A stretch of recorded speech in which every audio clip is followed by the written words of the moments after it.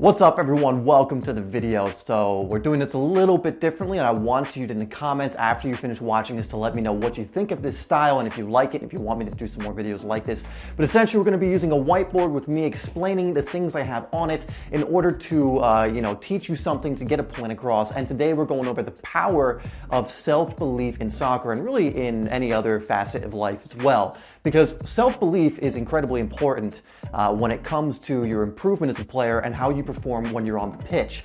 And there's a huge difference between a player that lacks the confidence needed or lacks the self-belief in themselves and a player who is incredibly assured in their ability and has incredibly good self-belief. So before moving on and before kind of explaining everything that's on the board here, I want to first go, I'm not talking about an arrogant player. I'm not talking about a player who believes in their ability without reason. I'm talking a player who has self-belief, knowing that they can do things because they put in the work, they've practiced, and they also believe in their ability because they've worked on the mental side of their game as well. I'm not talking about someone that you may know who is really cocky or arrogant, but isn't that great and doesn't put in the work. I'm not talking about outward arrogance. I'm talking about this internal self-belief in yourself, okay? So that's what I'm talking about. So if you have any objections like, well, I know a player who's incredibly cocky, arrogant, and has self-belief, that's not what I'm talking about. To me, an arrogance or a cockiness of that manner is more of an insecurity and defense mechanism than it is an actual solid belief system that's going to move you forward, or a solid self-belief in yourself that's actually going to help you grow and become a better player. So in today's example, I just want to give you a quick visual of what the difference is between, or what can happen if you believe in yourself and if you don't believe in yourself, okay?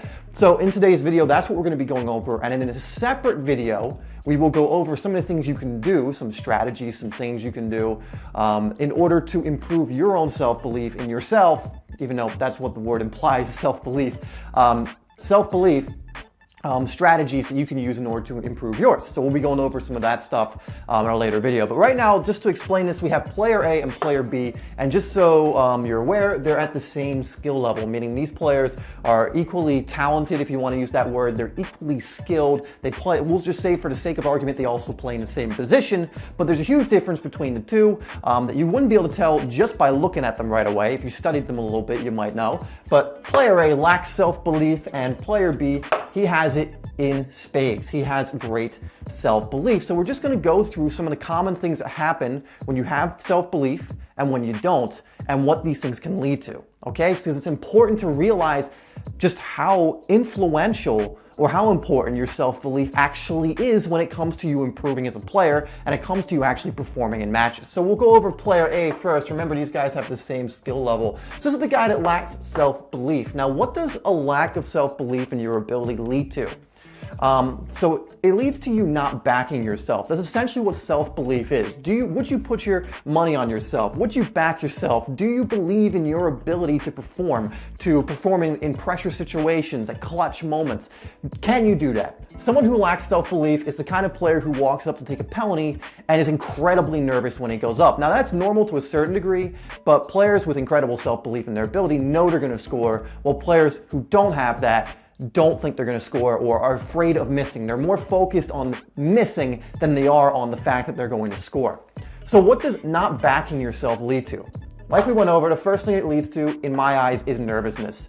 I was a player in the past and when I was a kid who definitely at times lacked self-belief in themselves, in myself, and one of the biggest things I noticed was nervousness in certain situations. Because I didn't trust myself in certain situations, I got really, really nervous in those certain situations. So if a player closed me down, for example, I'd get nervous, which would make it more likely I'd lose the ball.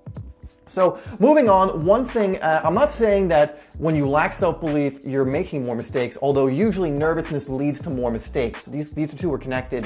But the biggest thing I notice with players who lack self-belief, and the thing I noticed in myself when I didn't, when I lacked that belief, is that you don't bounce back from mistakes. You get really either hard on yourself when you make mistakes, you get really down, angry, or something else that's going to affect the rest of your game. While on the opposite side, we'll explain with player B, this complete opposite. It's a completely different mindset when it comes to mistakes. But I noticed with myself and other players who lack that self-belief that when they make mistakes, they don't necessarily bounce back from them. They get really hard on themselves. They get angry at themselves. Maybe they snap at teammates from there on. It affects the rest of their game, right? And they also don't learn from them, which is the next one, improvement. When you lack that self-belief, what is driving you to get better? Where's the determination? The answer is there usually isn't any. Now, of course, what we want to do is, if you're at this stage, we want to get you to this stage where this completely changes and you start developing more of a growth mindset and you want to improve. But what I noticed when I lacked self-belief, I kind of had this hopelessness about me where I didn't think I could get any better. Right? So a lot of time, and there's a lot more we could add to this. It's just very, very simple diagram. And some of these don't always apply, but this is just some of the common things I see. And again, with improvement, I see that a lot of players who lack that self-belief don't think they can get better. And when you don't think you can get much better or you feel hopeless, you're not going to be driven to even go out there and start training. You're not going to be driven to stay consistent. You're not going to be driven to work on those mistakes or even identify the mistakes you need to work on. So let's go on to the flip side. Let's take a look at player B. So remember, these guys are at the same skill level, but he has self-belief. Again, we've already gone over what that essentially means. He trusts in his ability. He backs himself. Have you ever played with that player who plays center mid and it just never seems like he can get the ball off him? Like, he never seems to lose the ball. Usually the case is, besides having worked on that area of their game and having great ball control and being able to use their body effectively and retain the ball, besides that, because you do need the physical attributes as well, but that can be learned. Most players can learn that. The biggest thing for me is he trusts in his ability to do that. To be able to always hold players off and to be confident in your touch that you need to take in order to hold the ball off or always maintain it, you need to trust in your ability to do that. If you get nervous when doing that, you're most likely to take that bad touch, second guess yourself, and in those situations you need to think quickly or act quickly and trust in your ability. So if you've ever had a player like that, usually it's because they have incredible self-belief in their ability to hold on to the ball or not lose it. And I've met many players like this, and it just, they exude this level of confidence where they're like, I'm not going to lose the ball. And I'm not saying they get complacent, they just trust their ability. They work on their game and then trust in the skill that they've developed. So next thing I'll go over here to kind of counter being nervous is they're composed. So again, we can just use that same example of the guy in the middle who never loses the ball. They're composed, they're relaxed. They don't have the same nerves. Now, they might happen every now and then. I'm not saying this is perfect, but they don't get as nervous as a player who doesn't trust themselves, that doesn't back themselves. They're the player who steps up to the penalty, no fuss, and just puts it in the back of the net. They're the player that in a pressure situation, they can get out of it or they can remain composed throughout in a situation where there's a lot of nerves or a lot riding on that situation. When the game, they need someone to step up, this player is much more likely to step up than this player because they believe that they can. They trust their ability and know that they can keep their composure in like a goal scoring situation or where they need to play that through ball, which is a little tricky, but if you just keep your composure, you can do it. So that's one of the big differences, and I think this is one of the main differences between the two. Next, another huge difference is when it comes to mistakes, they bounce back. They don't dwell on their mistakes. They may analyze their mistakes later. They may, after the game, take a look at their mistakes if they analyze their matches and go, okay, well, I need to work on this. But when it comes to the actual game, they may think about the mistake so they don't make it again, but they usually let it go immediately. They usually, if say they take a bad touch, they're not going to dwell on it. They're going to try and win the ball back. Where if this person takes a bad touch, you might see them, kind of like give up. But this person will bounce back immediately or for, usually pretty quickly. You look at some of the best players, like they don't let mistakes affect them. I've seen like Ronaldo and Messi miss chances. They should definitely be scoring. They might go like this for 2 seconds and then they jog back to their position because they're letting it go. Then I've seen players who lack that self-belief in themselves and that confidence. They miss that chance and they're like, oh, this is the only chance I'm ever going to get.